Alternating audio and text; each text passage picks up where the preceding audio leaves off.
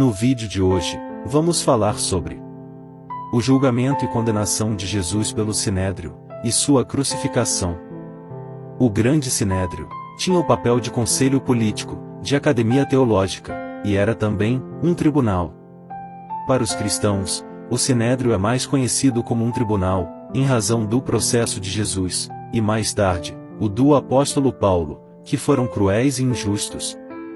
Enquanto tribunal, constituía a mais alta jurisdição, ao mesmo tempo tribunal de primeira instância perante o qual se podia apelar, e Supremo Tribunal, que se tratava dos casos mais graves, sobretudo daqueles que eram relacionados à religião.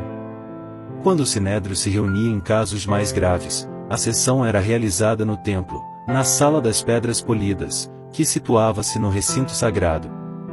Mas dava exteriormente para o átrio dos pagãos, onde todos tinham acesso, com os juízes entrando pelo lado do templo e o acusado pelo outro. Nos casos de menor importância, não era necessário a presença dos 70 membros do Sinédrio, bastavam 23, para que uma deliberação fosse válida.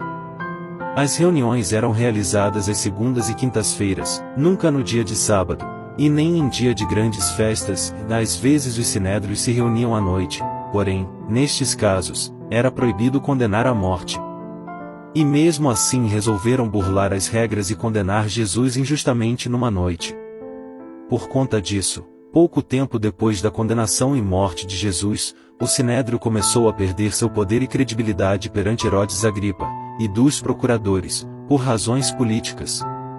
No caso de Jesus, nosso Salvador, a ilegalidade foi tão evidente que, em muitas ocasiões, comissões de teólogos e juristas judeus reviram o processo, e chegaram à conclusão que a condenação de Jesus foi um dos mais terríveis erros que os homens cometeram. O Sinédrio julgava os crimes e delitos, e determinavam os castigos e condenações de acordo com as Sagradas Escrituras, que não constituíam um código civil ordenado, mas forneciam um grande número de preceitos, em muitos livros bíblicos, de que era fácil constituir um todo. E o ensino rabínico tinha acrescentado uma multidão de comentários e precisões, encontradas em tratados no Talmud, livro sagrado dos judeus. De todas as categorias de crimes, os mais graves aos olhos da lei, os mais imperdoáveis, eram os cometidos contra a religião.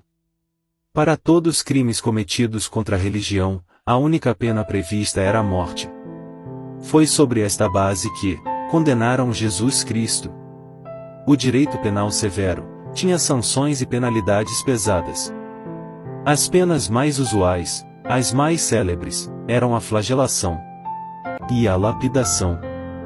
Quanto à crucificação, que seria tentado a julgar um suplício normal em Israel, pensando na morte de Jesus, era, de fato, um suplício importado pelos gregos e romanos.